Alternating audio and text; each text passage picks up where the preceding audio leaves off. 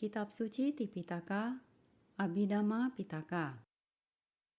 Jalan mulia menuju kebahagiaan abadi. Intisari Jalan Kesucian, Visuddhimagga, volume 1.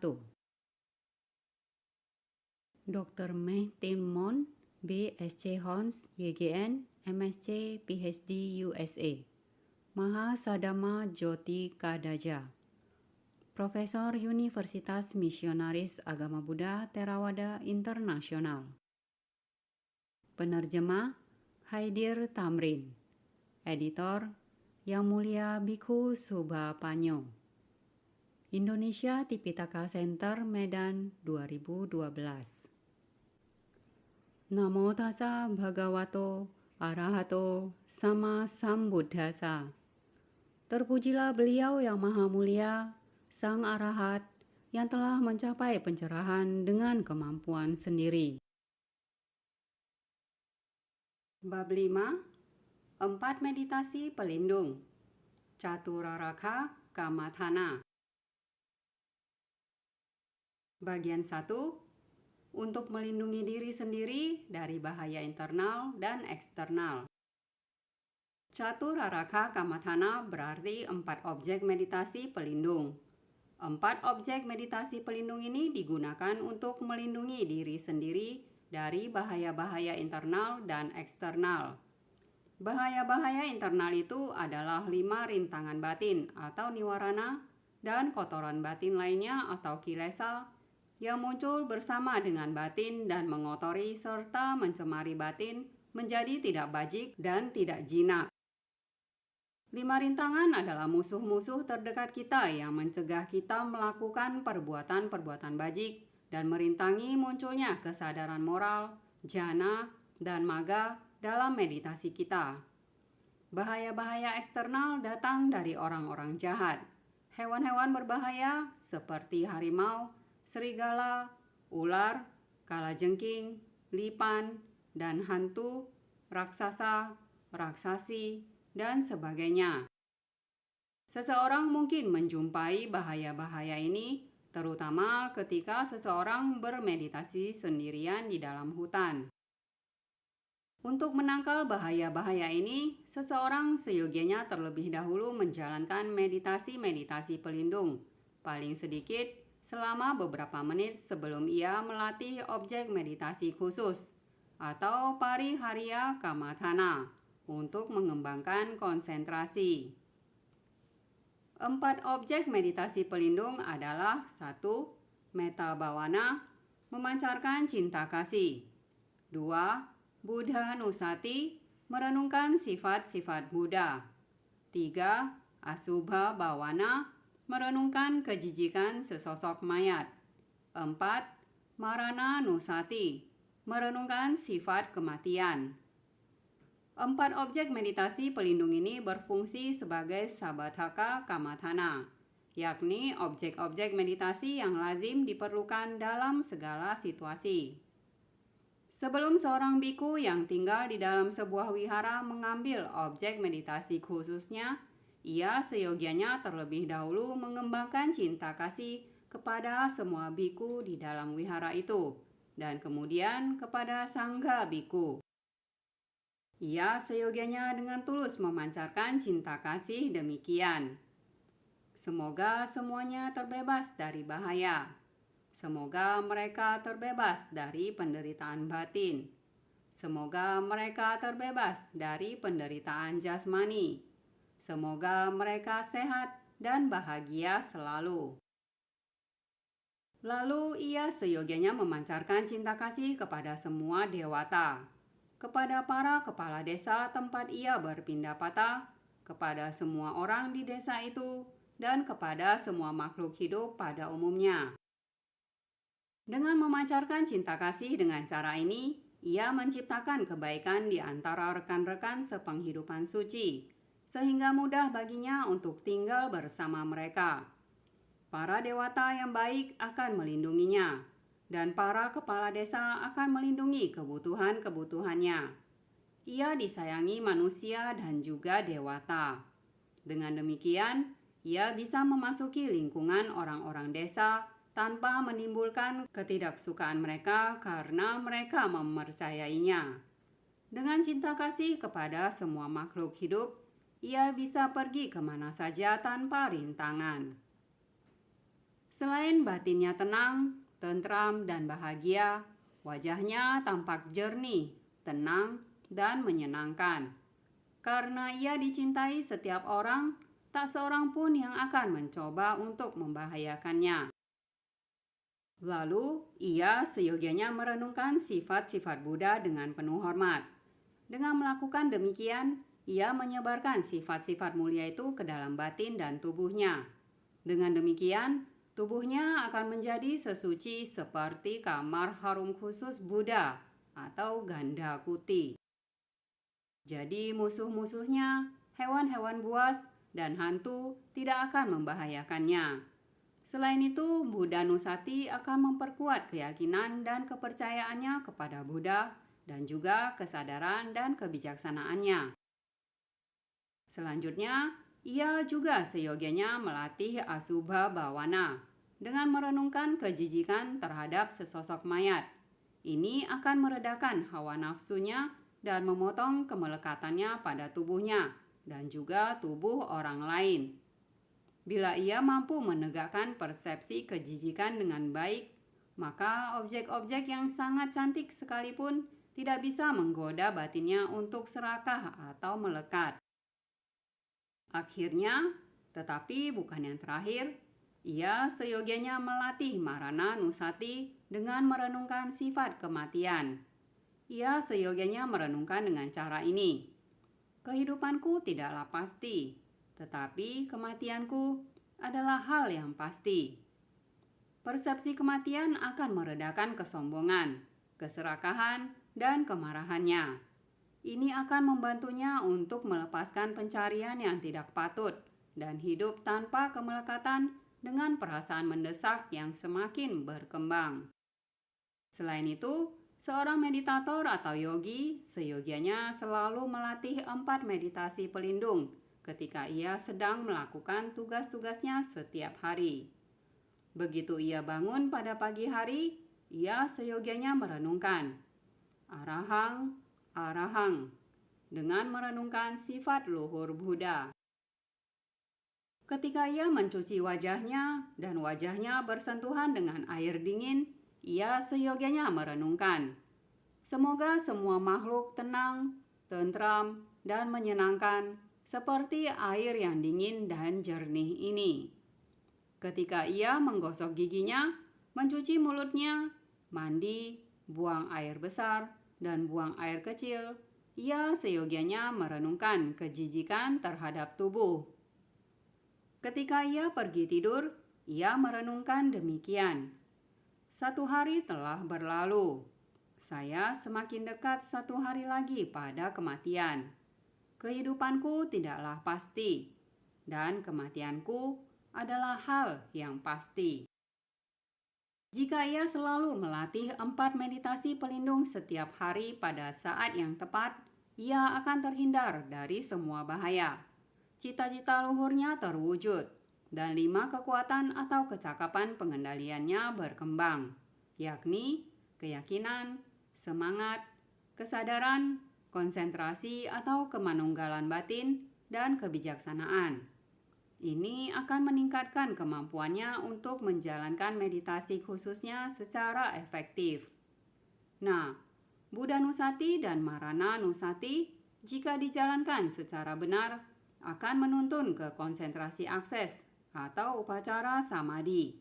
Sedangkan Asubha Bhawana akan menuntun ke jhana pertama. Metta Bhawana, jika dilatih secara benar, akan menuntun ke rupa wacara jhana ketiga dalam metode jhana bertingkat 4 atau ke rupa wacara jhana keempat dalam metode jhana bertingkat 5. Semua konsentrasi batin ini bisa digunakan sebagai dasar untuk melanjutkan ke meditasi pandangan terang atau Vipassana Bhawana. Oleh karena itu, 4 meditasi pelindung bila dikembangkan sepenuhnya akan sangat bermanfaat dan sangat efektif untuk menghindari semua bahaya, untuk melindungi diri sendiri dan untuk mengembangkan sifat-sifat luhur dalam diri sendiri. Jadi, instruksi penting akan diberikan untuk mengembangkan masing-masing meditasi pelindung sampai ke tingkat tertinggi. Bagian 2, mengembangkan cinta kasih atau metta bhavana. Cinta kasih termasuk dalam 4 kediaman luhur atau Brahma Wihara. Seorang meditator yang ingin mengembangkan cinta kasih, jika ia adalah seorang pemula, seyogianya memotong rintangan-rintangan besar dan kecil serta mempelajari objek meditasi dari seorang guru yang memenuhi syarat.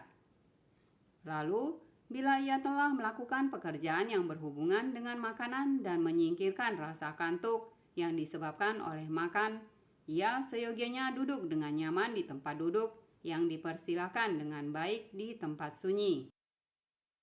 Untuk memulainya, ia seyogianya mengamati keburukan-keburukan dari kebencian dan manfaat-manfaat dari kesabaran. Mengapa? Karena kebencian harus dibuang dan kesabaran diperlukan dalam mengembangkan objek meditasi ini. Akan tetapi, ia tidak bisa membuang sifat buruk apapun yang tidak terlihat atau mendapatkan manfaat apapun yang tidak diketahui. Oleh karena itu, keburukan-keburukan dari kebencian seyogianya direnungkan melalui suta-suta seperti ini. Tiada praktik yang lebih tinggi daripada kesabaran, dan tiada yang lebih tinggi daripada nibbana. Sabda para Buddha, Digha Nikaya, volume 2, halaman 49. Dhammapada, syair 184. Dia, saya sebut seorang brahmana yang kuat dalam kesabaran, yang menjadikannya sebagai kekuatan.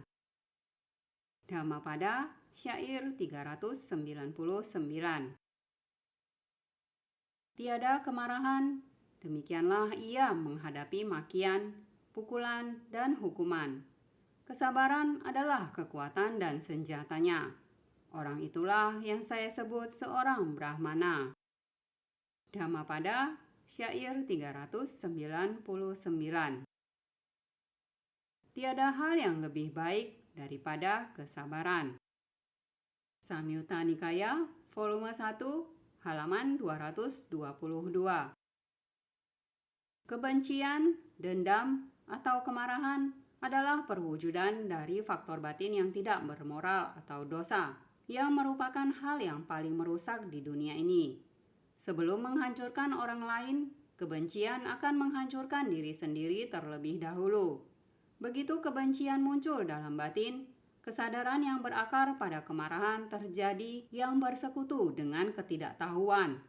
Moral yang tidak malu berbuat jahat, moral yang tidak takut berbuat jahat, dan kegelisahan batin.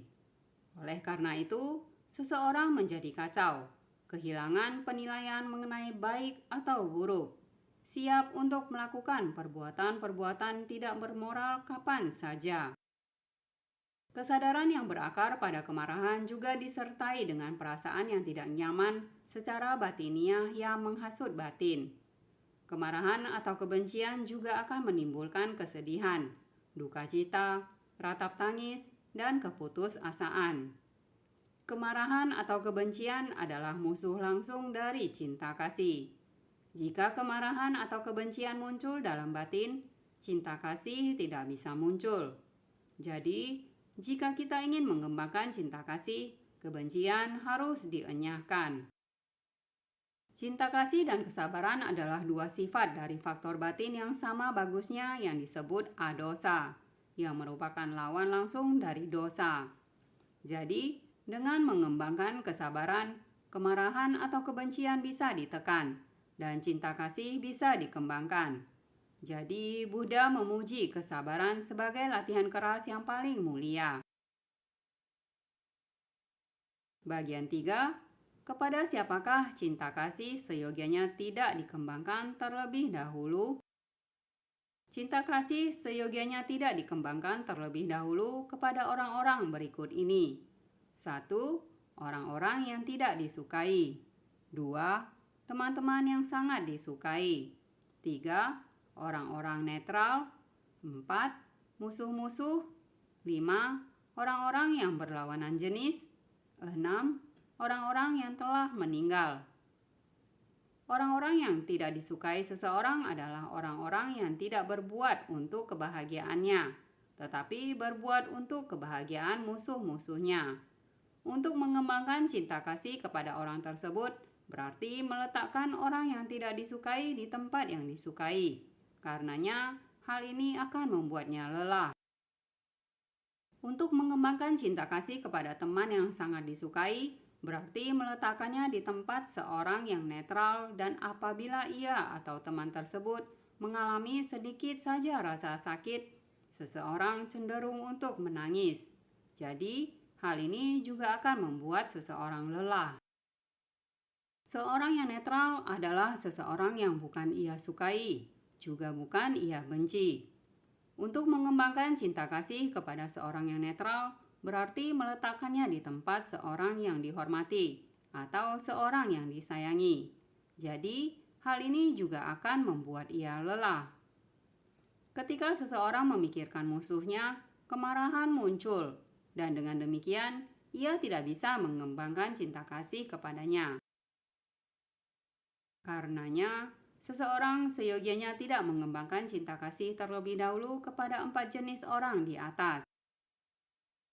Seseorang juga seyogianya tidak secara khusus mengembangkan cinta kasih kepada orang-orang yang berlawanan jenis, karena jika ia melakukannya, nafsu akan muncul dalam dirinya.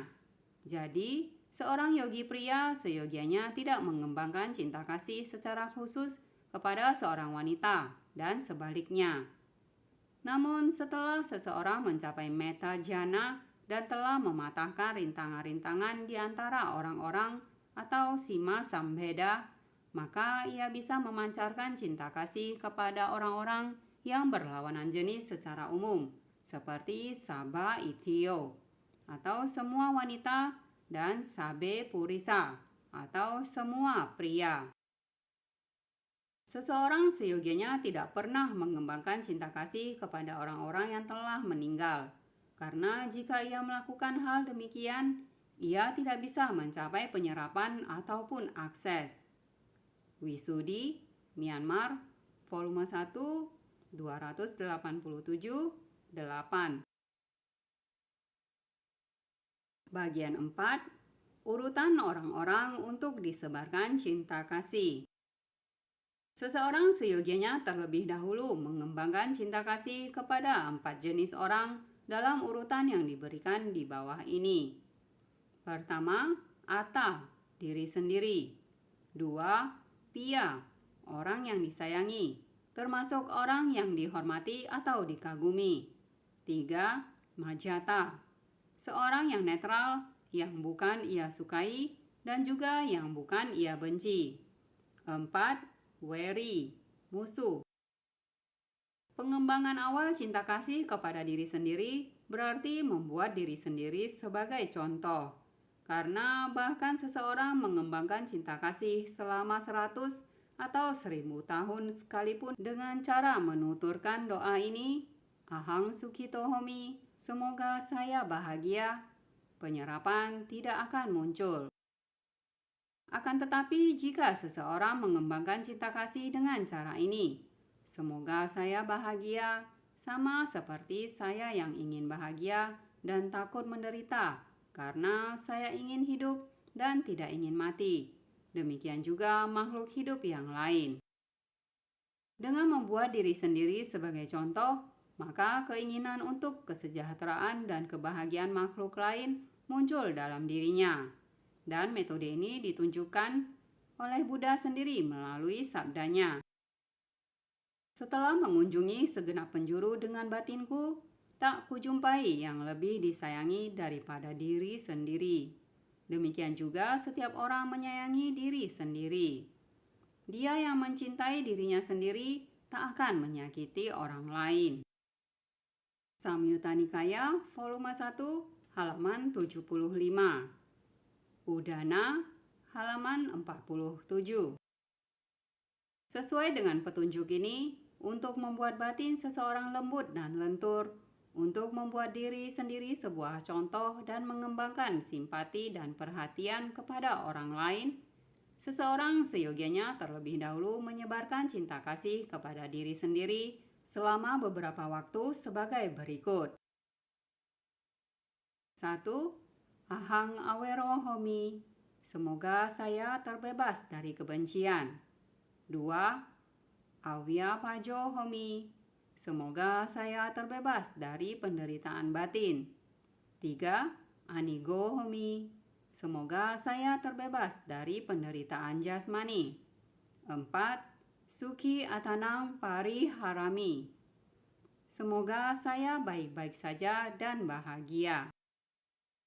Setelah menyebarkan cinta kasih kepada diri sendiri, untuk melanjutkan dengan mudah, ia seyogianya mengembangkan cinta kasih kepada gurunya atau seseorang yang seperti beliau, upajayanya atau orang yang seperti beliau, yang dikagumi dan dihormatinya.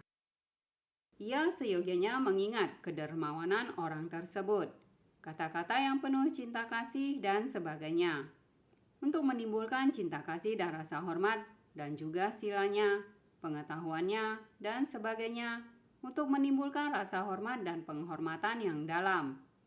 Lalu ia seyogianya mengembangkan cinta kasih kepada orang tersebut dengan cara berikut. Dengan orang yang demikian, tentu saja ia akan mencapai penyerapan jana. Ayang sapuriso, awerohotu, awiapajohotu, anigo hotu, suki atanang pari haratu. Semoga orang baik ini terbebas dari kebencian, terbebas dari penderitaan batin, terbebas dari penderitaan jasmani, baik-baik saja, dan bahagia.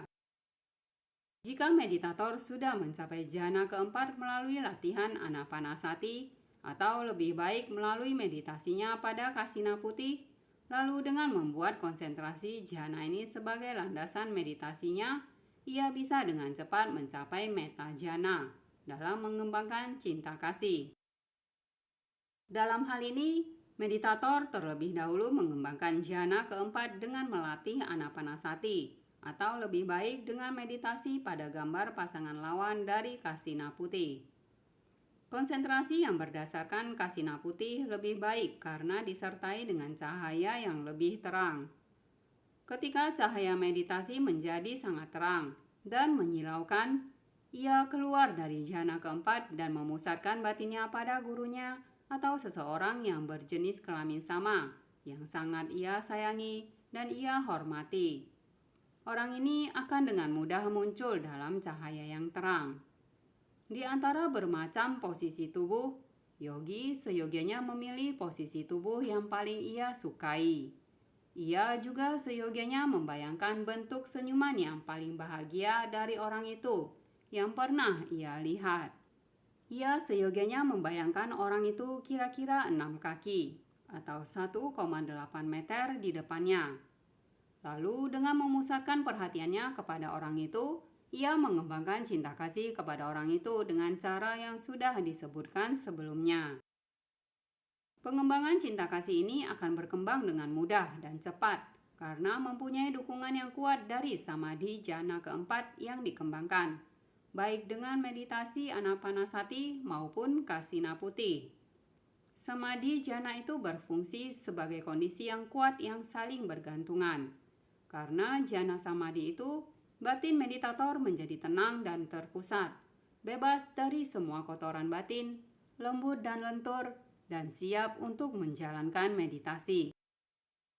Setelah mengembangkan cinta kasih dalam 4 cara terhadap orang yang dihormati tersebut, meditator memilih satu cara yang paling ia sukai. Misalkan ia memilih cara, semoga orang yang baik ini terbebas dari penderitaan batin. Lalu, dengan membayangkan penampilan yang paling bahagia dari orang tersebut dengan wajahnya yang sedang tersenyum, yogi merenungkan berulang-ulang. Semoga orang yang baik ini terbebas dari penderitaan batin.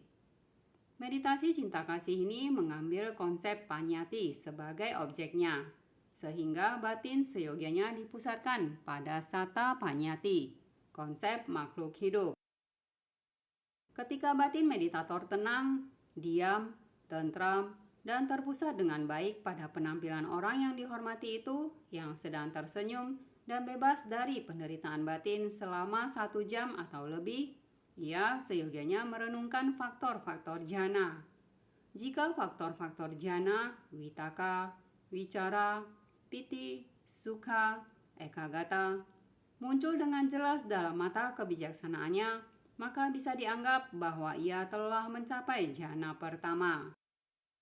Setelah berlatih untuk memperoleh kemahiran dalam 5 cara yang berkaitan dengan jhana pertama, ia menghilangkan vitaka dan wicara untuk mencapai jhana kedua. Lalu setelah berlatih untuk memperoleh kemahiran dalam 5 cara yang berkaitan dengan jhana kedua, ia menghilangkan piti untuk mencapai jhana ketiga. Ia tidak bisa naik lebih tinggi ke jhana keempat karena cinta kasih tidak bisa bersekutu dengan keseimbangan atau upekha di dalam batin. Lalu ia mengembangkan cinta kasih dengan merenungkan 3 cara berikutnya, satu persatu sampai ke jhana ketiga pada masing-masing cara. Ketika ia sedang merenungkan, semoga orang yang baik ini terbebas dari kebencian, ia seyogianya membayangkan orang tersebut terbebas dari kebencian. Lalu, ketika ia sedang merenungkan, semoga orang yang baik ini terbebas dari penderitaan jasmani, ia seyogianya membayangkan orang tersebut terbebas dari penderitaan jasmani. Dan ketika ia sedang merenungkan, semoga orang ini baik-baik saja dan bahagia, lagi, ia seyogianya membayangkan orang tersebut baik-baik saja dan bahagia. Ia juga seyogianya mengembangkan cinta kasih untuk memperoleh kemahiran dalam 5 cara yang berkaitan dengan masing-masing jhana ini. Sesuai dengan instruksi yang diberikan di Visuddhimagga, volume 1, halaman 289, dan Mahatthika, volume 1, halaman 354, seseorang seyogianya mengembangkan cinta kasih sampai jhana ketiga terhadap tiap-tiap orang. Karena ada 4 cara untuk mengembangkan cinta kasih, maka seseorang seyogianya mencapai jhana ketiga dalam masing-masing cara. Karena sikap mengharapkan orang yang dihormati dan dikagumi terbebas dari kebencian, terbebas dari penderitaan batin, terbebas dari penderitaan jasmani, serta baik-baik saja dan bahagia, bukanlah sifat-sifat dari keseimbangan, maka jhana keempat yang bersekutu dengan keseimbangan tidak bisa dicapai. Bila meditator berhasil dengan cara yang sudah dijelaskan di atas, ia seyogianya mengembangkan cinta kasih dengan cara yang sama kepada orang lain yang dihormati dan dikagumi. Ia seyogianya berhasil mengembangkan cinta kasih kepada sedikitnya 10 orang yang demikian.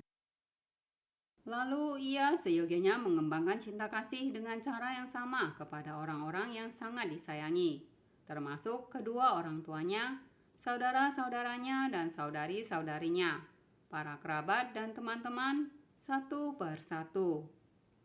Orang-orang itu seyogianya mempunyai jenis kelamin yang sama dengan yogi, dan jhana ketiga seyogianya dicapai dalam masing-masing dari 4 cara mengembangkan cinta kasih. Lalu yogi seyogianya mengembangkan cinta kasih dengan cara yang sama kepada sedikitnya 10 orang yang netral, yang berjenis kelamin sama satu persatu. Ia seyogianya membayangkan masing-masing orang dengan jelas dalam cahaya meditasinya yang terang dan mengembangkan cinta kasih dalam 4 cara kepada orang itu. Ia seyogianya mencapai jhana ketiga dalam masing-masing cara dan memperoleh kemahiran dalam 5 cara yang berkaitan dengan semua jhana. Lalu, ia seyogianya mengembangkan cinta kasih dengan cara yang sama kepada musuh-musuhnya atau orang-orang yang ia benci. Kepada semua orang yang akan dipancarkan cinta kasih haruslah yang berjenis kelamin sama dengannya dan haruslah masih hidup. Jika seseorang tidak mempunyai musuh atau orang-orang yang dibenci, maka ia tidak perlu melalui proses ini.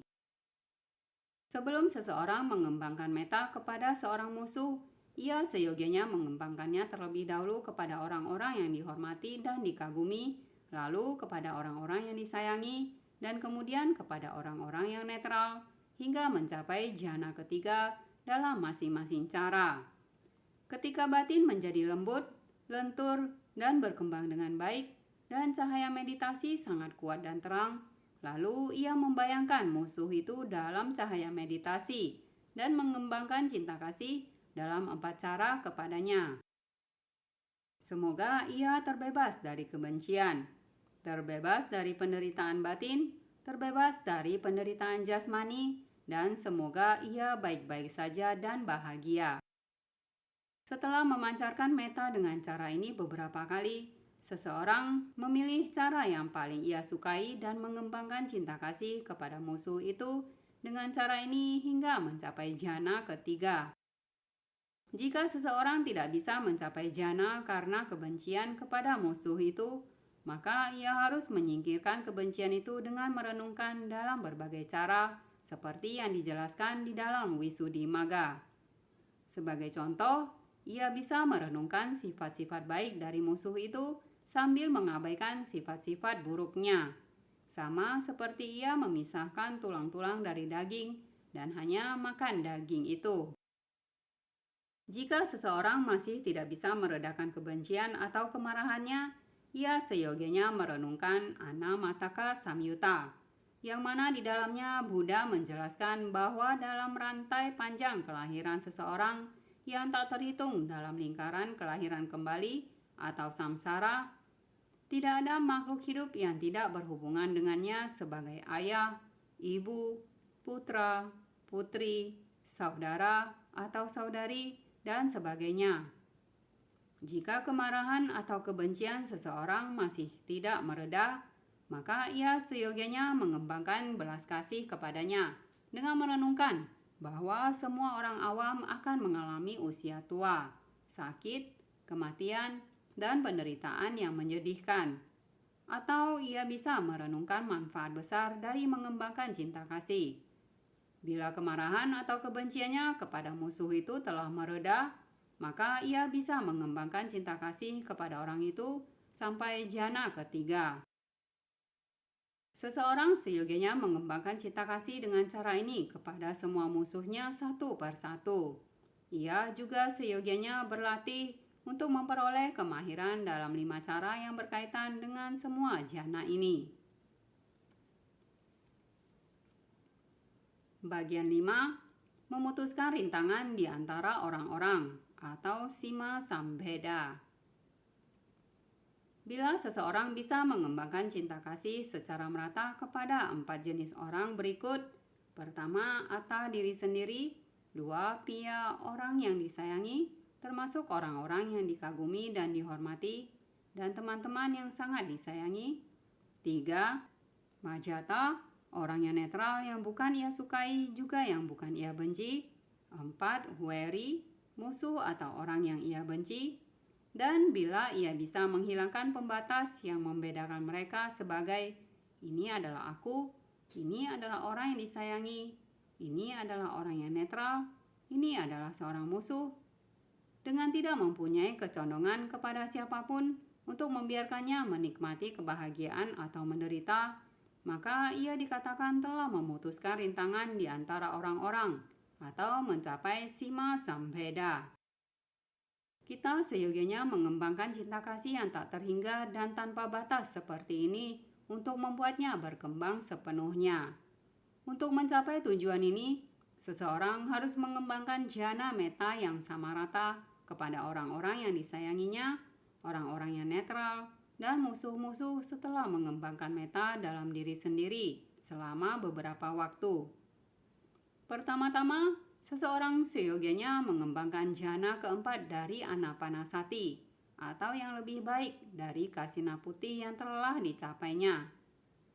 Ketika cahaya meditasi menjadi kuat dan terang, ia seyogianya mengembangkan cinta kasih kepada diri sendiri selama beberapa menit. Seseorang tidak bisa mencapai penyerapan dengan menyebarkan metta pada diri sendiri.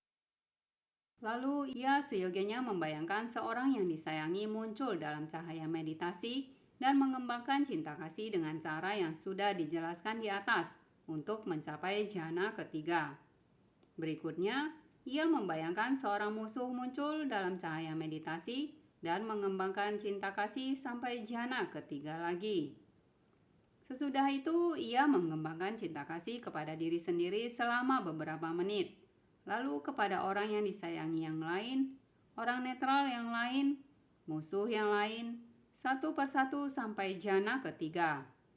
Terus, ia mengembangkan cinta kasih kepada diri sendiri lagi, kepada orang yang disayangi yang lain, orang netral yang lain, dan musuh yang lain, sampai jhana ketiga seperti sebelumnya. Dengan mengganti orang yang disayangi, orang yang netral, dan musuh setiap kali, ia mengembangkan cinta kasih kepada Atta, Pia, Majata, Weri. Atta, Pia, Majata, Weri, dan seterusnya selama beberapa kali. Ia mengembangkan cinta kasih sampai jhana ketiga setiap kali ia mengembangkan metta kepada orang yang disayangi, orang yang netral, dan musuh, sehingga mempertahankan cinta kasih yang merata kepada mereka semua. Bila ia bisa mempertahankan cinta kasih yang merata kepada diri sendiri, orang yang disayangi, orang yang netral, dan musuh, maka ia mencapai Sima Sambeda, yakni seseorang yang telah memutuskan rintangan-rintangan di antara berbagai orang. Ini berarti bahwa ia bisa dengan tulus menyayangi semua orang seperti dirinya sendiri. Metode pengembangan cinta kasih ini berhasil dilatih di pusat-pusat meditasi Hutan Buddha, Sasana PAOK Internasional, Myanmar. Bagian 6. Mengembangkan 528 bentuk cinta kasih sesuai dengan Patisambhida Pali. Berdasarkan Visuddhimagga volume 1 halaman 302, pencapaian Sima Sambheda hanya akan berhasil pada seseorang yang batinnya telah mencapai jhana dalam mengembangkan cinta kasih. Dan pengembangan 528 bentuk metta hanya bisa berhasil sepenuhnya pada seseorang yang batinnya telah mencapai penyerapan dan yang telah mencapai Sima Sambheda dalam mengembangkan cinta kasih. Dalam mengembangkan 528 bentuk metta, pertama, batin yang memancarkan cinta kasih atau metta ceto wimuti dilatih dengan pemancaran yang tidak tertentu dalam 5 cara. Kedua, batin yang memancarkan cinta kasih dilatih dengan pemancaran yang tertentu dalam 7 cara. Dan 3, batin yang memancarkan cinta kasih dilatih dengan pemancaran menurut arah dalam 10 cara. Patisambhidamagga, volume 2, halaman 130. Yang pertama, Anodiso Bharana Metta Ceto Wimutti. Batin yang memancarkan cinta kasih dilatih dengan pemancaran yang tidak tertentu dalam 5 cara. Yang pertama, Sabe Sata, semua makhluk hidup. 2. Sabe Pana, semua makhluk bernafas. 3. Sabe Buta, semua makhluk dengan tubuh yang nyata. 4. Sabe Pugala, semua orang. 5. Sabe atau Bhawa Pariyapana, mereka semua yang mempunyai kepribadian. 5 jenis makhluk yang tidak tertentu ini dipancarkan dengan cinta kasih dalam 4 cara. Sabisata Awerahontu, Abhyapajahontu, Anigahontu, Sukhi Atanam Pariharantu, yang artinya semoga semua makhluk terbebas dari kebencian, terbebas dari penderitaan batin, terbebas dari penderitaan jasmani, baik-baik saja dan bahagia. Semua ini dikembangkan sampai jhana ketiga.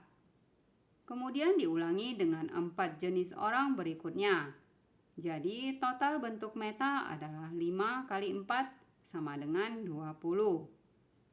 Kedua, Odiso Bharana Metta Ceto Wimutti. Batin yang memancarkan cinta kasih dilatih dengan pemancaran yang tertentu dalam 7 cara. Pertama, Saba Ithio, semua wanita. Kedua, Sabe Purisa, semua pria. 3. Sabe Arya, semua orang suci. 4. Sabe Anarya, semua orang yang belum suci atau orang awam. 5. Sabe dewa, semua dewata atau dewa. 6. Sabe manusia, semua manusia. 7. Sabe winipatika, semua makhluk yang menderita di 4 alam rendah. 7 jenis makhluk yang tertentu ini dipancarkan dengan cinta kasih dalam masing-masing 4 cara. Saba itio awera hontu, awia paja hontu, aniga hontu, suki atanam pariharantu. Semoga semua wanita terbebas dari kebencian, terbebas dari penderitaan batin, terbebas dari penderitaan jasmani, baik-baik saja dan bahagia. Semua ini dikembangkan sampai jana ketiga. Ulangi dengan 6 jenis makhluk berikutnya.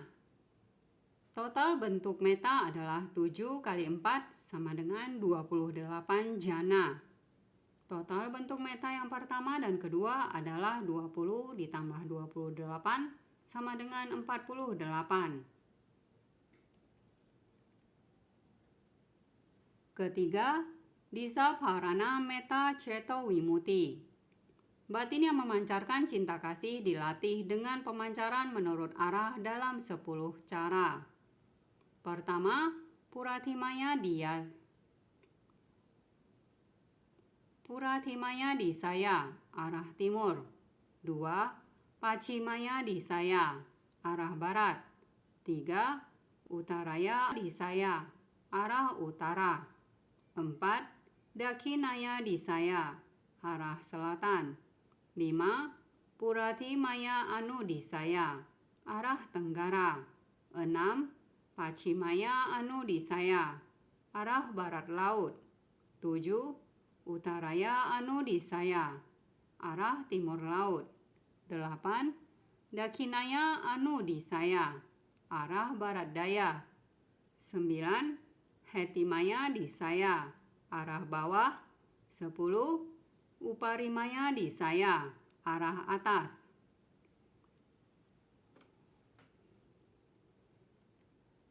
Sabe sata, sabe pana, sabe buta, sabe pugala, sabe athabawa pariyapana, saba itio, sabe purisa, sabe arya, sabe anarya, sabe dewa, sabe manusia, sabe winipatika awera hontu, awya paja hontu, anigo hontu, suki atanang pariharantu.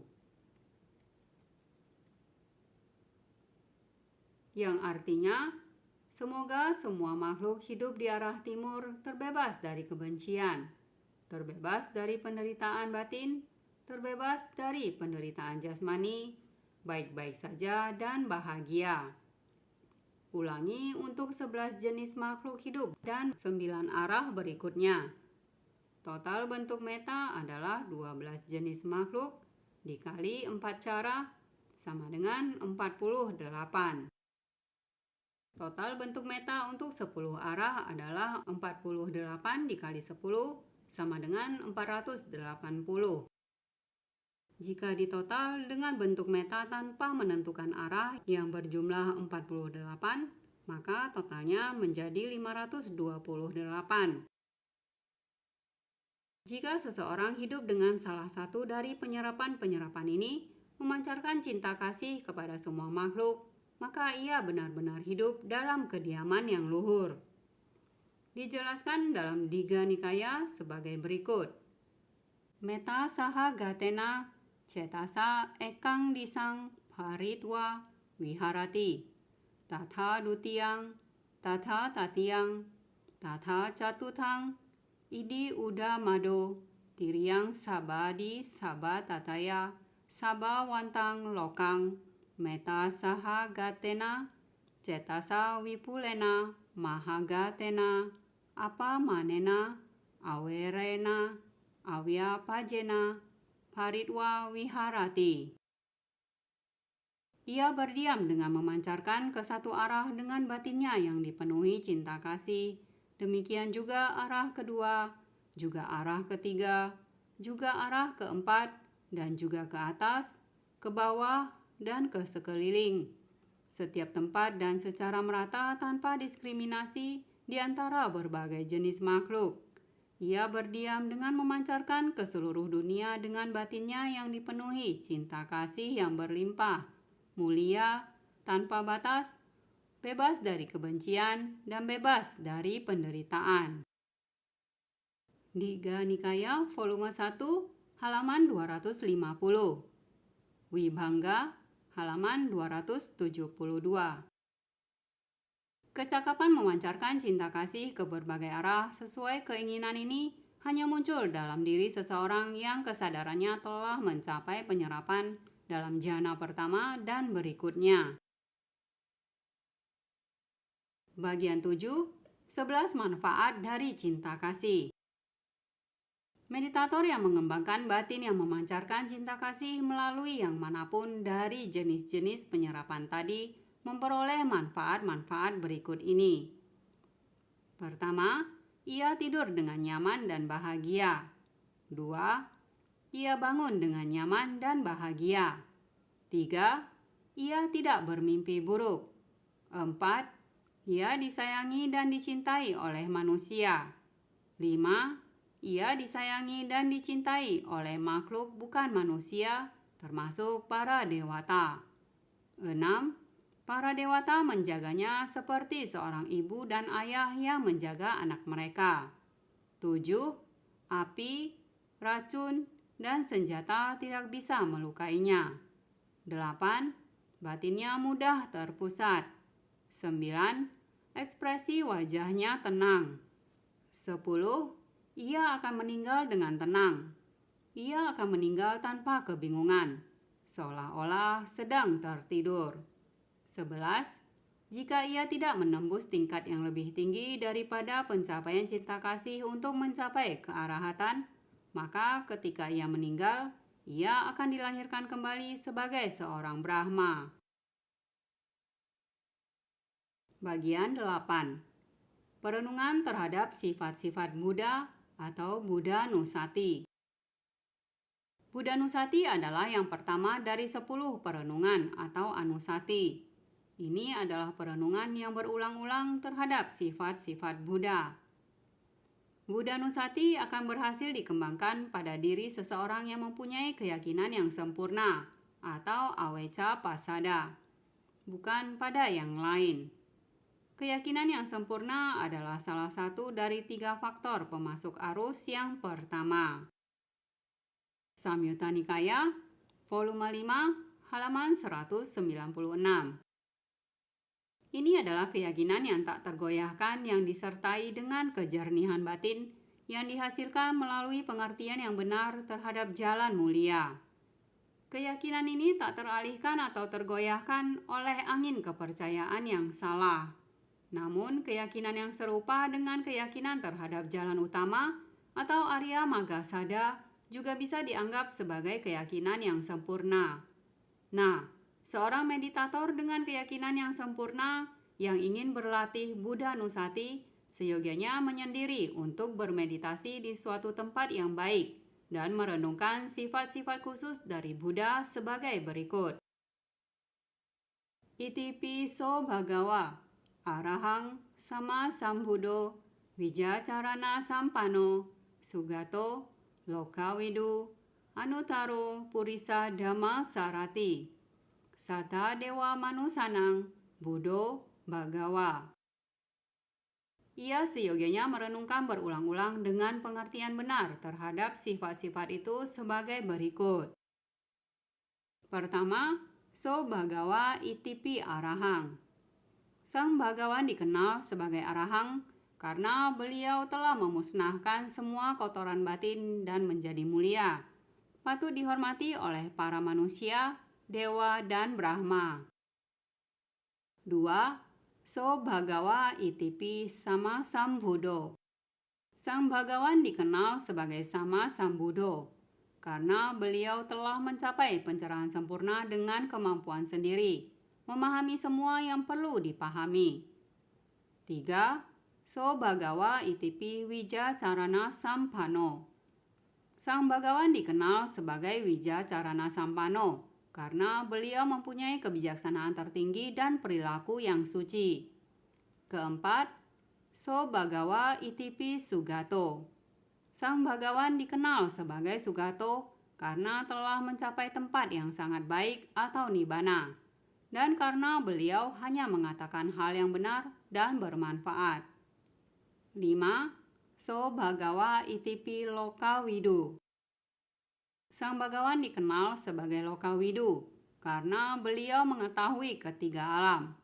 Alam makhluk hidup atau Sataloka, alam bentukan atau Sangkhara Loka, dan alam ruang Okasa Loka. Keenam, So Bhagawa Itipi Anutaro Purisa Dhamma Sarati. Sang Bhagawan dikenal sebagai Anutaro Purisa Dhamma Sarati karena beliau tiada bandingannya dalam menjinakkan mereka yang patut dijinakan. 7. So Bhagawa Itipi Satta Dewa Manusanang. Sang Bhagawan dikenal sebagai Satta Dewa Manusanang karena beliau adalah guru yang membimbing para dewa dan Brahma serta manusia. 8. So Bhagawa Itipi Buddho. Sang Bhagawan dikenal sebagai Buddho karena beliau sendiri telah mencapai pencerahan dan beliau bisa mencerahkan orang lain untuk memahami 4 kebenaran mulia dan menjadi orang-orang suci atau Arya. 9. So Bhagawa Itipi Bhagawa. Sang Bhagawan dikenal sebagai Bhagawan karena beliau adalah yang maha mulia dan yang terberkahi. Beliau diberkahi dengan kualitas-kualitas khusus seperti 6 jenis kejayaan, Isariya, Dhamma, Yasa, Siri, Kama, Pataya. Isariya adalah kemampuan untuk mengendalikan batinnya dengan terampil seperti yang diinginkannya. Dhamma adalah kemampuan untuk mewujudkan dengan sangat terampil 4 jalan kebijaksanaan atau Maganyana, 4 buah kebijaksanaan atau Phalanyana, dan Nibbana yang dikenal dengan 9 Lokutara Dhamma. Yasa adalah kemampuan untuk membuat kemasyhurannya sungguh-sungguh menyebar ke segala penjuru di seluruh alam manusia, alam dewa, dan alam Brahma.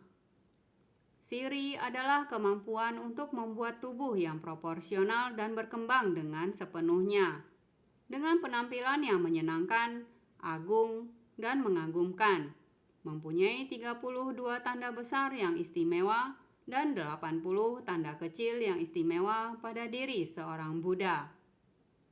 Kama adalah kemampuan untuk melakukan kekuatan gaib secepat yang diinginkannya. Payata adalah usaha tertinggi yang menopangnya untuk mencapai puncak.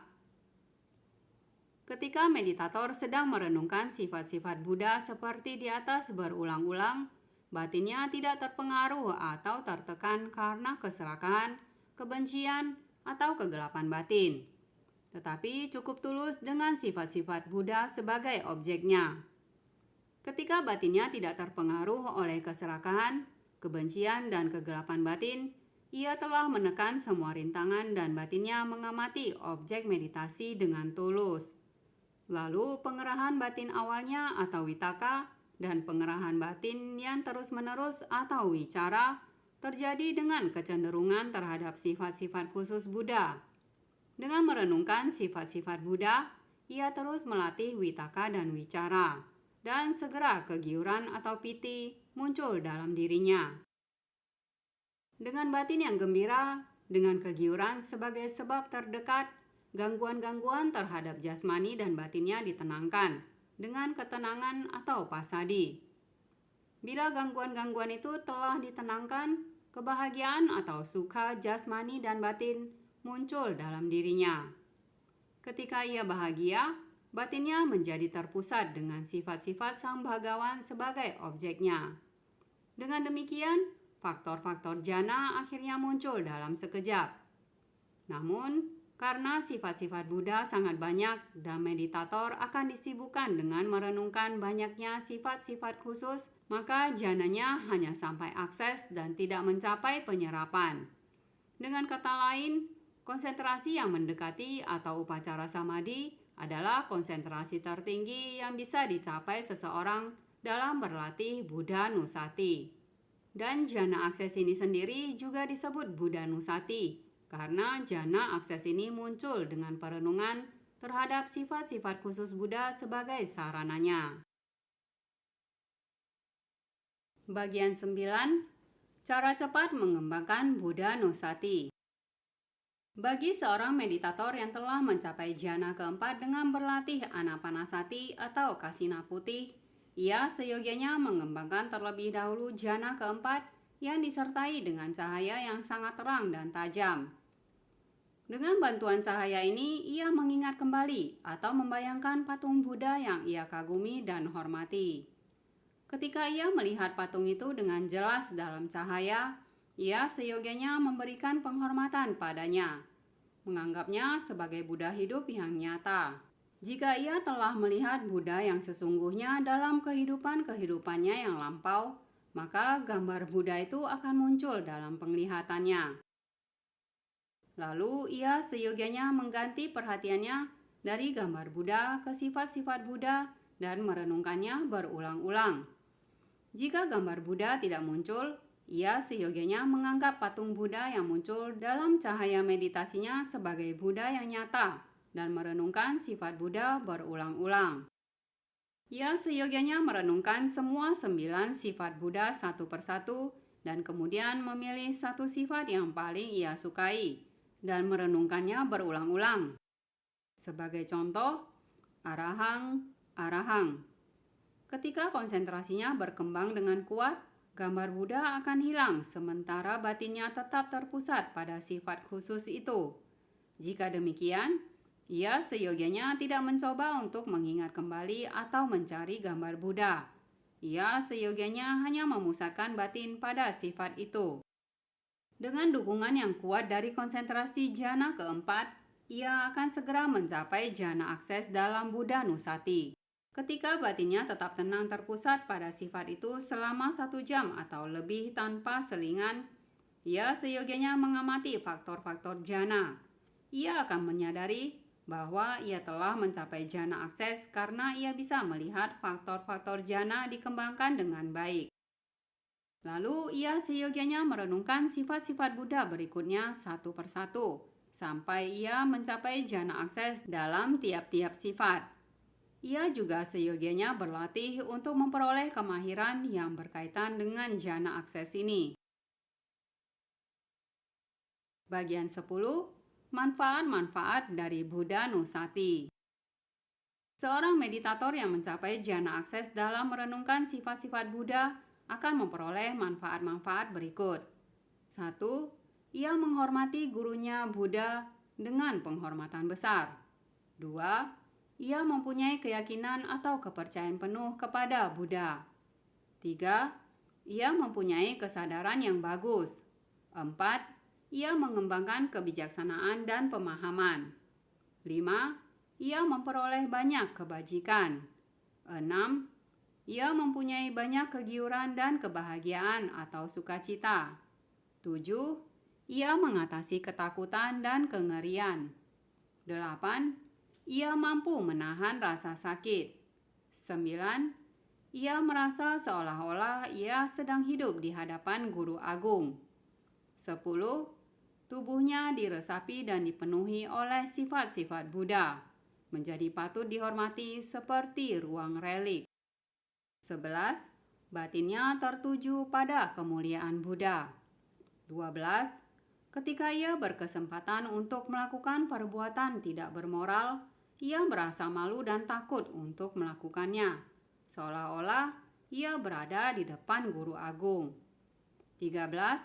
Bahkan jika ia tidak mencapai jalan kesadaran atau magga dan buahnya atau phala dalam kehidupan ini, paling tidak ia akan memperoleh kebahagiaan. Bagian 11. Meditasi tentang kejijikan atau asubha bhawana. Meditasi tentang kejijikan adalah objek meditasi yang sangat bermanfaat. Meditasi ini sangat dipuji oleh Buddha karena merupakan objek meditasi yang paling efektif untuk meredakan nafsu atau raga. Sebenarnya, raksasa raga paling takut terhadap objek meditasi ini karena nafsu yang ditaklukkan dengan persepsi kejijikan atau asubhasanya. Meditasi tentang kejijikan dijadikan objek meditasi yang diwajibkan bagi para biku baru di masa Buddha. Seorang biku yang berhasil bermeditasi tentang kejijikan bisa dengan mudah meredakan nafsunya dengan persepsi kejijikan dan oleh karenanya berperilaku tenang dan damai bagaikan seorang arahat. 10 jenis mayat yang sesuai untuk meditasi tentang kejijikan dijelaskan dalam Wisuddhimagga atau jalan kesucian. Yang pertama, Udhu Mataka, mayat busuk membengkak. Kedua, Winilaka, mayat hitam kebiru-biruan dengan perubahan warna yang tidak utuh. 3. Wipubaka, mayat bernanah dengan nanah yang sedang mengalir keluar. 4. Wichidaka, mayat yang terpotong di tengah.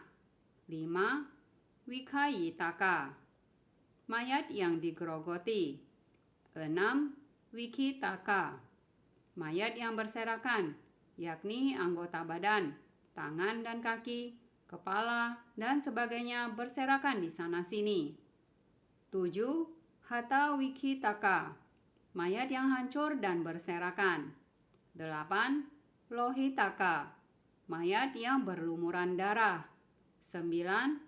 Puluhaka, mayat yang dipenuhi cacing. 10. Athika, kerangka. Meditator yang hendak menjalankan Asubha Bhawana seyogianya terlebih dahulu mempelajari objek meditasi ini dari seorang guru yang memenuhi syarat. Guru itu seyogianya menjelaskan semuanya, yakni petunjuk-petunjuk untuk pergi ke tempat mayat itu dengan tujuan memperoleh tanda kejijikan. Memberikan ciri-ciri pada tanda-tanda di sekitarnya. Memahami tanda kejijikan pada mayat dalam 11 cara. Memperhatikan jalan yang dilalui dan yang didatangi dan mencapai jana dalam objek meditasi ini. Bila meditator telah mempelajari semuanya dengan baik, ia seyogianya pergi ke suatu tempat yang sesuai atau wihara dan tinggal di sana sambil mencari sesosok mayat yang sesuai. Ia seyogianya berkenalan dengan orang yang menjaga pekuburan dan meminta bantuannya untuk menemukan jenis mayat yang ia inginkan untuk digunakan untuk meditasi tentang kejijikan. Mayat itu haruslah berjenis kelamin yang sama dengan meditator. Meditator itu seyogianya pergi sendirian ke tempat mayat itu pada saat sunyi tanpa meninggalkan objek meditasi dasarnya dan selalu menjaganya dalam batin. Ia seyogianya menghampiri mayat itu searah angin bertiup dari belakangnya dan berdiri di tempat mayat itu terlihat jelas dan batinnya bersungguh-sungguh, bersemangat, dan terkendali. Ia seyogianya tidak berdiri terlalu jauh atau terlalu dekat, atau terlalu maju ke kaki atau kepala. Lalu ia seyogianya memberikan ciri-ciri pada tanda-tanda di sekitarnya, yakni ia memperhatikan dengan seksama ciri-ciri dari benda-benda di sekitar mayat itu, misalnya batu, sarang semut, pohon, atau semak-semak. Lalu ia seyogianya memperhatikan tanda mayat itu dalam 6 cara berikut ini. 1. Melalui warnanya. Perhatikan apakah itu adalah mayat yang berkulit hitam, coklat, atau putih. 2. Melalui tandanya. Perhatikan apakah itu adalah mayat yang berusia muda, sedang, atau tua. 3. Melalui bentuknya. Perhatikan satu persatu bentuk kepalanya, leher, tangan, dada, perut, pinggul, paha, betis, kaki. 4. Melalui arahnya. Perhatikan bahwa dari pusar ke bawah adalah arah bawah dan dari pusar ke atas adalah arah atas. 5. Melalui letaknya. Perhatikan letak kepala, tangan, kaki, pertengahan tubuh. 6. melalui pembatasnya. Ia bisa mendefinisikan demikian. Tubuh ini dibatasi di bawah oleh telapak kaki, di atas oleh ujung rambut, diselubungi oleh kulit. Tempat yang dibatasi demikian dipenuhi dengan 32 potong mayat. Jika ia tidak bisa mengembangkan tanda yang diperoleh atau ugaha nimita dengan catatan-catatan seperti itu, maka ia seyogianya memperhatikan mayat itu lagi dalam 5 cara lagi. Kelanjutan ketujuh, melalui tulang-tulang sendinya. Perhatikan 3 tulang sendi pada lengan kanan, 3 pada lengan kiri, 3 pada kaki kanan, 3 pada kaki kiri, 1 tulang sendi leher, dan 1 tulang sendi pinggang yang membentuk 14 tulang sendi besar. Semuanya ada 180 tulang sendi. 8. Melalui bukaannya. Perhatian bukaan atau rongga di antara lengan dan pinggang, rongga di antara kaki, rongga telinga. Juga perhatikan keadaan mata yang terbuka atau tertutup dan juga mulut. 9. Melalui kecekungannya. Perhatikan kecekungan dari lekuk mata, mulut, leher, atau tempat cekung yang mana saja pada tubuh. 10. Melalui kecembungannya. Perhatikan tempat menonjol apapun pada tubuh seperti lutut, dada, hidung, dahi, dan sebagainya. 11. Melalui keseluruhannya. Seluruh tubuh mayat seyogianya didefinisikan seluruhnya dan berkaitan dengan sekelilingnya. Setelah memperhatikan seluruh tubuh secara terperinci dengan pengetahuan meditasi, ia seyogianya memusatkan batinnya pada mayat itu dan merenungkan asubha, asubha, atau kejijikan, kejijikan.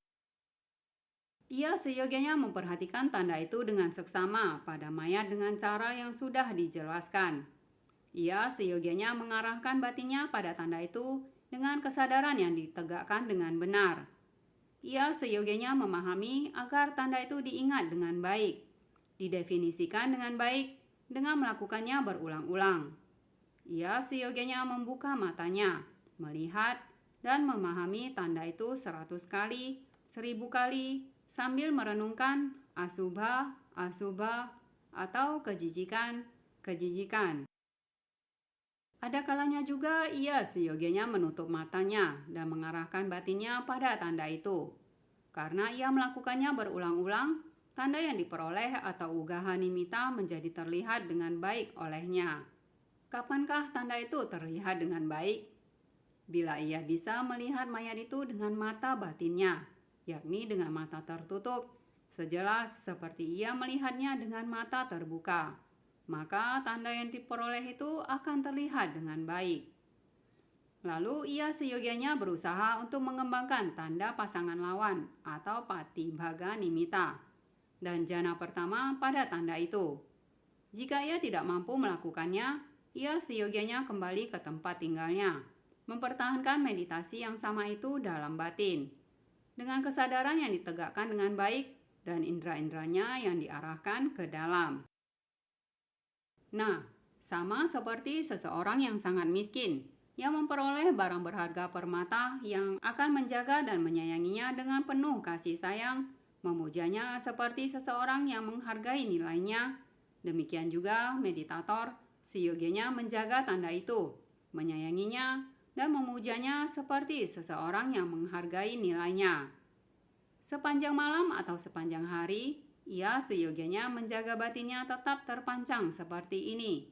Asubha, asubha, atau kejijikan, kejijikan. Dan ia seyogianya mengarahkan batinnya pada tanda itu, mengingatnya, memunculkannya berulang-ulang dengan witaka atau pengerahan batin pada objek, dan wicara atau pemantauan batin secara batinia. Karena ia melakukan demikian, tanda pasangan lawan muncul. Inilah perbedaan di antara kedua tanda itu. Tanda yang diperoleh atau ugaha nimita tampak jelek, menyeramkan, mengerikan, dan menakutkan. Sedangkan tanda pasangan lawan atau patibhaga nimita muncul seperti seorang pria kaya dengan anggota badan yang gemuk sedang berbaring setelah makan makanan yang banyak. Bersamaan dengan diperolehnya tanda pasangan lawan, nafsunya ditinggalkan dengan penekanan karena ketiadaan perhatiannya pada objek-objek indriawi. Dan karena ditinggalkannya nafsu-nafsu indriawi dan menjauhinya, maka niat buruk juga ditinggalkan. Demikian juga kemalasan dan kelambanan ditinggalkan melalui pengerahan semangat. Kegelisahan dan kecemasan ditinggalkan dengan mencurahkan perhatiannya pada hal-hal yang damai yang tidak menyebabkan penyesalan. Dan kebimbangan atau keraguan terhadap guru agung, jalan, buah dari jalan, ditinggalkan melalui pengalaman nyata dari upacara jana yang membahagiakan, yang kini telah dicapainya. Jadi 5 rintangan telah ditinggalkan. Juga pada saat itu, pengerahan batin pada objek atau witaka dengan ciri yang mengarahkan batin pada tanda pasangan lawan dan pemantauan objek secara batiniah atau wicara dengan ciri perenungan dan kegiuran atau piti, ketenangan atau pasadi, kebahagiaan atau suka, dan penyatuan cita dan cetasika pada tanda pasangan lawan, yakni ekagata, maka semuanya menjadi jelas. Jadi semua faktor jana menjadi jelas. Pada saat tanda pasangan lawan muncul, ia telah mencapai jana akses.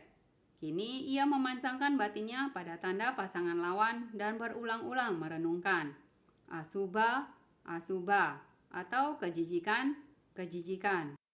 Konsentrasinya akan meningkat perlahan-lahan dan cepat atau lambat ia akan mencapai rupa wacara jana pertama. Ia seyogianya berlatih untuk memperoleh kemahiran dalam 5 cara yang berkaitan dengan jana ini. Karena sifat dasar yang menjijikan dari objek meditasi ini dan kenyataan bahwa batin tidak bisa terpancang pada tanda pasangan lawan tanpa pengerahan batin pada objek atau witaka, maka hanya jana pertama yang bisa dicapai dalam asubha bhawana. Bagian 12, cara cepat mengembangkan persepsi kejijikan atau asubha sanya. Selanjutnya, bagi seorang meditator yang telah mencapai jana keempat anapana atau jana keempat kasina putih, ia bisa dengan mudah dan cepat mengembangkan jana pertama dalam asubha bhawana. Terlebih dahulu, ia mengembangkan kembali jana keempat yang telah ia capai. Ketika kebijaksanaan meditasi yang bersekutu dengan samadhi jana keempat memancarkan cahaya berkilauan yang sangat terang ke segala jurusan menerangi sekeliling, meditator mengingat kembali tanda dari mayat yang paling menjijikan, yang berjenis kelamin sama dengannya, yang telah ia lihat sebelumnya. Ia berusaha keras untuk mengamati mayat itu di bawah cahaya kebijaksanaannya yang terang. Dengan bantuan dari cahaya yang terang dan tajam ini, ia berusaha untuk mengamati kembali mayat itu seperti yang telah ia lihat sebelumnya. Bila ia bisa melihat mayat itu dengan jelas di bawah cahaya kebijaksanaan yang terang, ia memusatkan batin meditasinya dengan tenang pada mayat itu pada posisinya yang paling menjijikan dan merenungkan berulang-ulang, patikula, patikula, atau menjijikan, menjijikan. Bila batin meditasinya tetap tenang terpusat pada tanda mayat itu selama 1 jam, 2 jam atau lebih, maka tanda mayat itu akan berubah dari tanda yang diperoleh atau ugaha nimita ke tanda pasangan lawan atau patibhaga nimita. Tanda mayat itu yang dilihat meditator dengan jelas seolah-olah ia sedang melihat mayat itu dengan mata terbuka adalah gambar atau tanda yang diperoleh. Wisudhi volume 1 halaman 180. Karena bhawana manasikara yang merenungkan tanda dari mayat masih belum dikembangkan dan ditingkatkan dengan baik, dan juga karena tanda dari mayat itu masih belum sangat tenang, maka tanda yang diperoleh itu tampak menyeramkan, jelek, mengerikan, dan menakutkan. Ketika tanda pasangan lawan muncul, bhawana manasikara dikembangkan dan ditingkatkan dengan baik, dan tanda dari mayat itu menjadi tenang dan stabil. Oleh sebab itu, tanda pasangan lawan itu muncul seperti seorang pria kaya, dengan anggota badan yang gemuk, sedang berbaring setelah makan makanan yang banyak. Wisudi volume 1, halaman 183, 4. Mahati volume 1, halaman 210. Dengan mengamati tanda pasangan lawan itu, Yogi merenungkan berkali-kali seperti ini. Patikula, patikula, atau menjijikan, menjijikan. Sampai batin meditasinya tetap tegak dengan tenang pada tanda itu selama 1 jam, 2 jam, atau lebih. Lalu ia meninjau faktor-faktor jhana untuk melihatnya dengan jelas. Meditator kini mencapai jhana pertama. Ia seyogianya berlatih dengan baik untuk memperoleh kemahiran dalam 5 cara yang berkaitan dengan jhana ini. Dengan pencapaian jhana ini, ia juga mencapai persepsi kejijikan. Bagian 13. Manfaat dari Asubha Bhawana. Seorang meditator yang telah mencapai jhana dalam 1 dari 10 jenis mayat apapun mencapai persepsi kejijikan atau asubha sanya dan bisa menekan keserakahannya atau lobha dengan baik. Karenanya ia terbebas dari hawa nafsu, tingkah laku yang tidak karuan, dan ia menyerupai seorang arahat. Bikhu muda Wangisa sedang berpindah patah ketika ia berjumpa dengan seorang wanita yang sangat cantik yang mempersembahkan makanan. Langsung hawa nafsu yang sangat kuat muncul dalam hatinya, dan ia harus memohon bantuan dari gurunya. Ananda yang mulia mengingatkannya untuk mengingat kembali tanda kejijikan. Begitu ia bisa mengingat kembali tanda kejijikan yang telah ia kembangkan sebelumnya, hawa nafsunya mereda dan ia bisa bergerak dengan bebas. Meskipun objek meditasi ini tampak kotor dan menjijikan, kegiuran dan kebahagiaan atau piti dan suka masih bisa muncul dalam dirinya dengan melihat manfaat-manfaatnya demikian. Dengan cara ini, saya pasti akan terbebas dari usia tua dan kematian.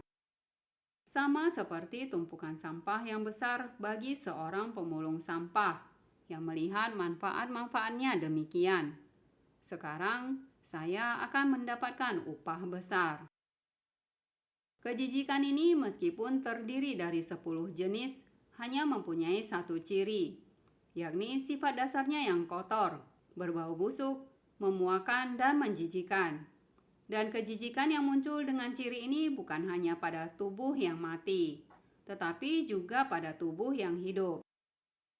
Mahatisa Thera yang tinggal di Cetia Pabata melihat kejijikan dalam tubuh seorang wanita yang muncul hanya seperti tulang-tulang baginya. Dan gejala yang sama terjadi pada Samanera yang melayani Sangharakita Thera saat ia sedang melihara raja yang sedang menunggang seekor gajah. Karena tubuh yang hidup sama kotornya dengan yang mati. Hanya ciri kejijikan tidak tampak jelas pada tubuh yang hidup karena tertutup oleh dandanan, pakaian, perhiasan, dan sebagainya yang bersifat sementara. Jadi seseorang yang sanggup seyogianya memahami tanda itu kapan saja aspek kejijikan itu tampak jelas. Apakah pada tubuh yang hidup atau pada tubuh yang mati. Seyogianya menggunakan objek meditasi ini untuk mencapai penyerapan. Bagian 14. Kesadaran terhadap kematian atau marana nusati. Seseorang yang hendak mengembangkan kesadaran terhadap kematian seyogianya mempelajari objek meditasi ini dari seorang guru yang memenuhi syarat, menyendiri untuk bermeditasi dan melatih perhatian dengan bijaksana dengan cara ini. Maranang Bhavisati, kematian akan terjadi. Atau Jiwitindriyang Upacijati, daya hidup akan terputus. Atau hanya dengan maranang, kematian. Jika ia melatih perhatiannya dengan tidak bijaksana, kesedihan muncul dalam dirinya saat mengingat kembali kematian dari orang-orang yang disayanginya.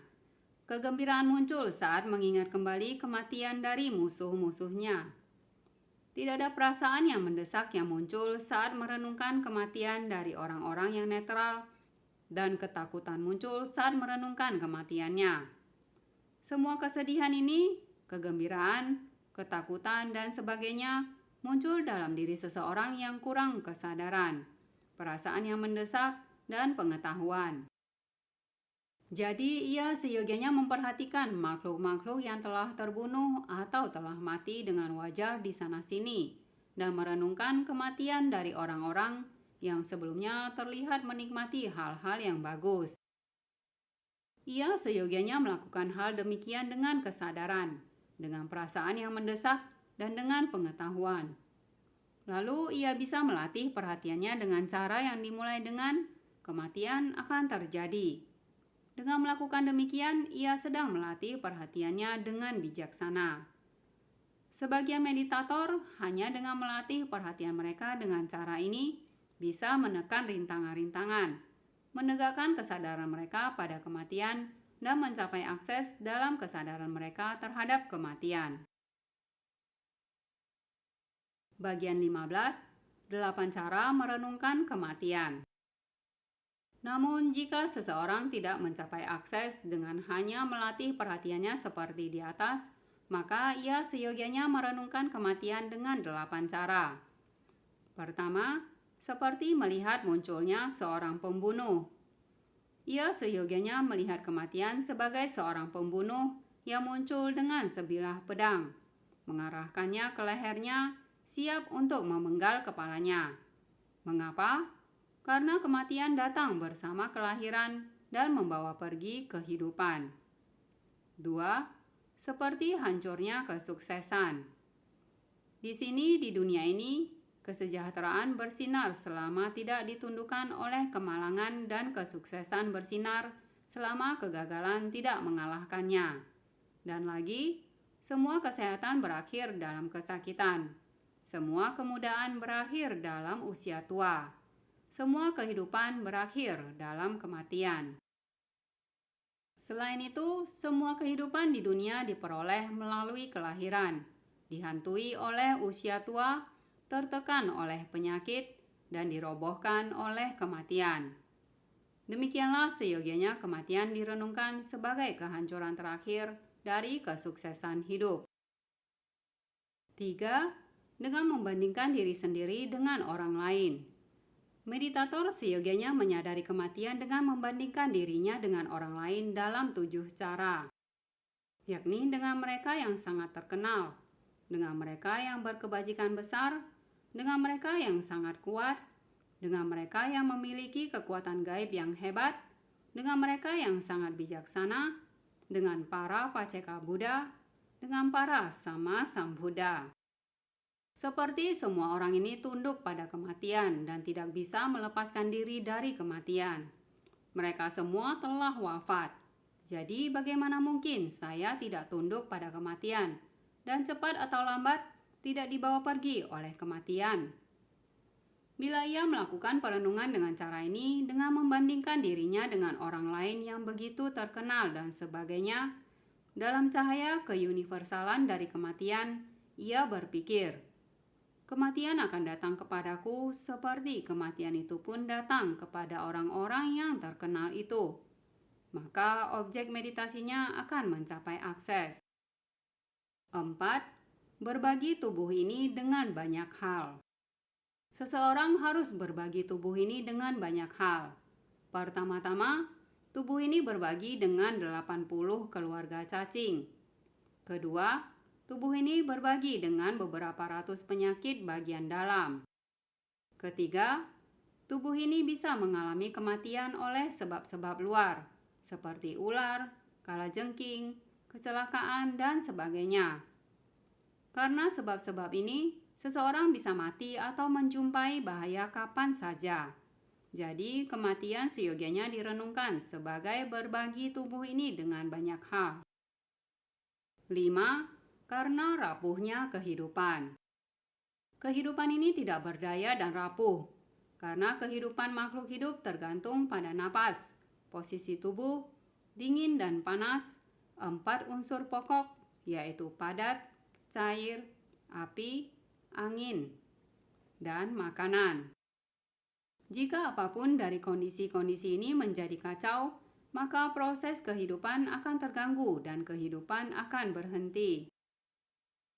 6. Dengan tiadanya tanda.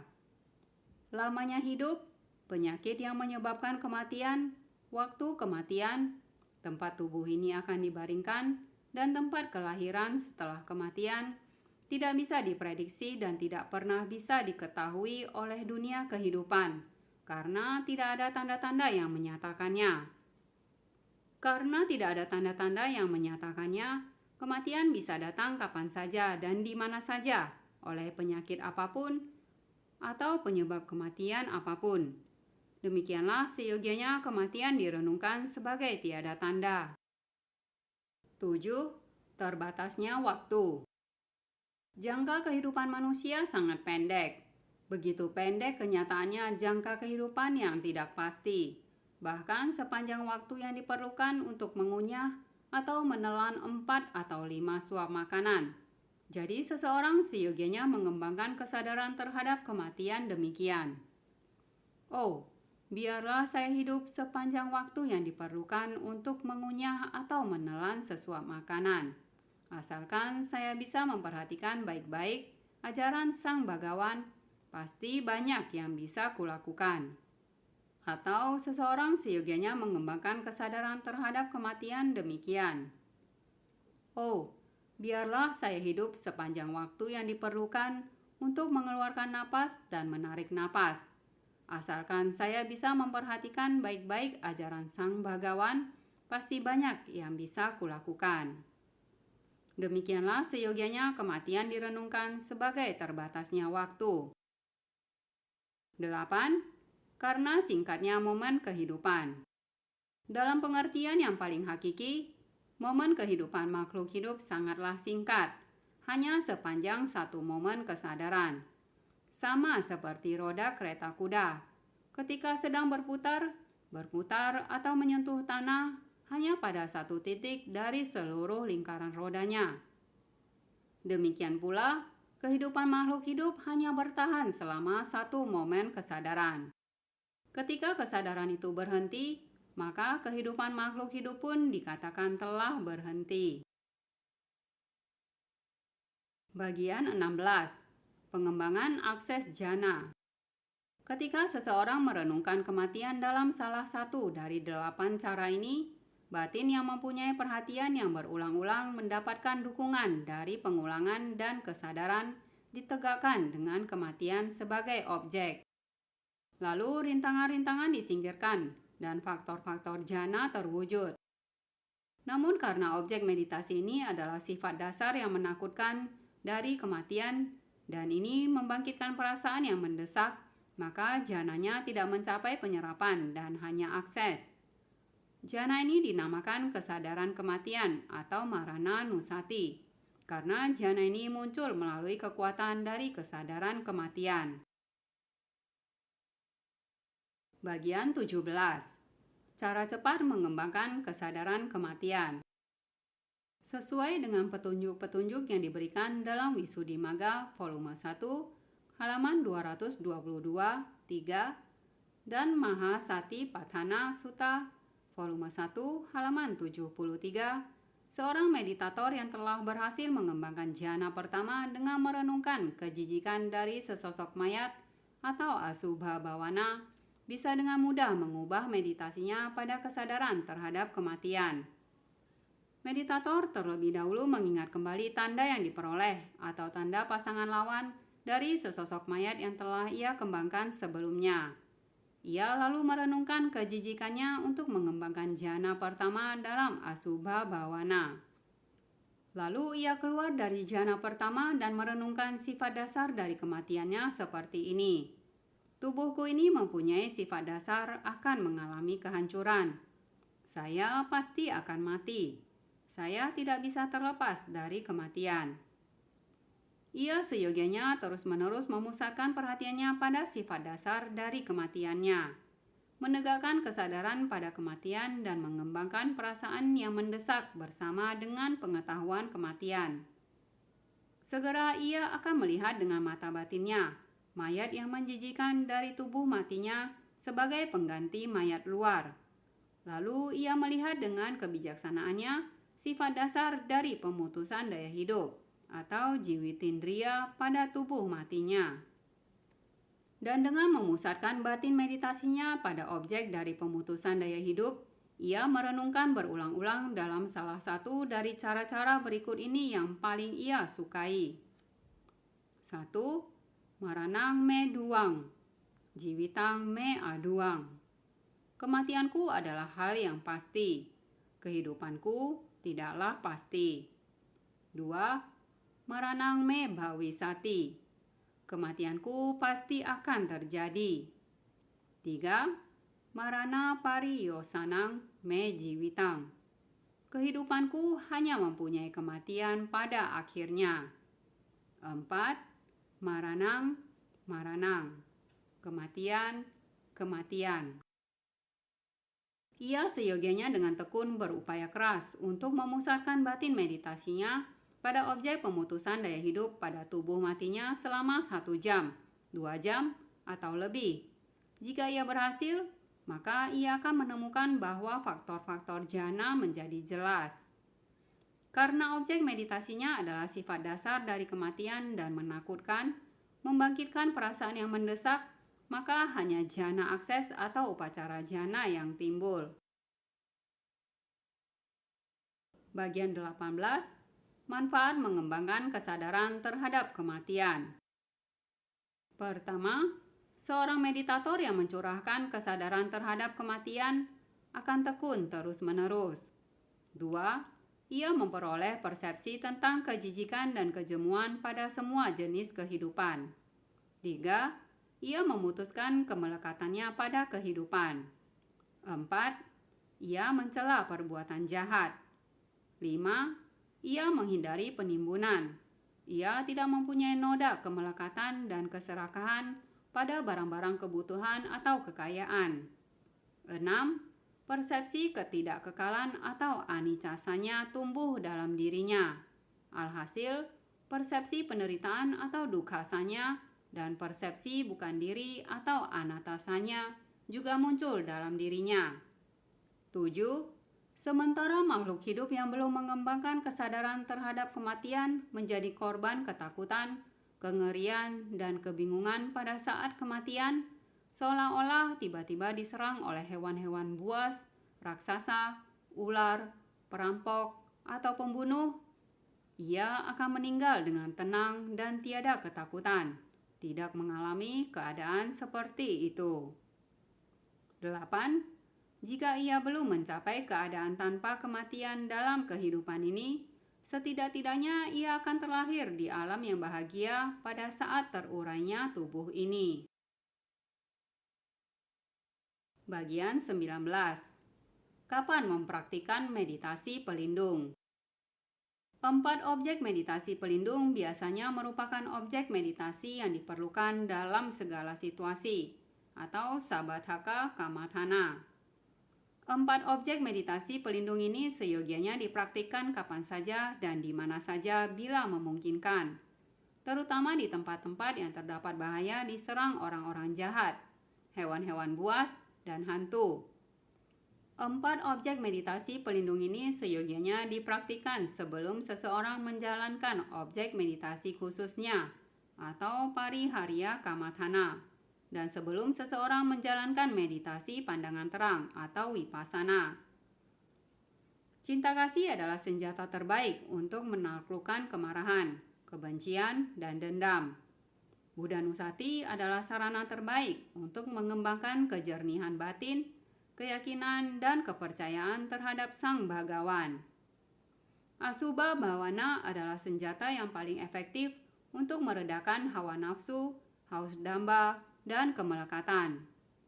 Marananusati sangat efektif untuk mengembangkan perasaan yang mendesak dan mencegah diri seseorang dari pencarian yang tidak patut terhadap kekayaan yang berlebihan dan kesenangan indriawi. Oleh karena itu, ketika seseorang marah atau timbul dendam terhadap siapapun, maka ia seyogianya mengembangkan cinta kasih. Ketika seseorang kurang keyakinan dan kepercayaan, ia merasa bingung. Maka ia seyogianya mempraktikkan Buddha Nusati. Ketika hawa nafsu timbul dalam diri seseorang dan membuatnya gelisah, maka ia seyogianya merenungkan tanda kejijikan. Ketika seseorang kurang perasaan yang mendesak dan merasa malas untuk berlatih meditasi, maka ia seyogianya merenungkan sifat dasar dari kematian.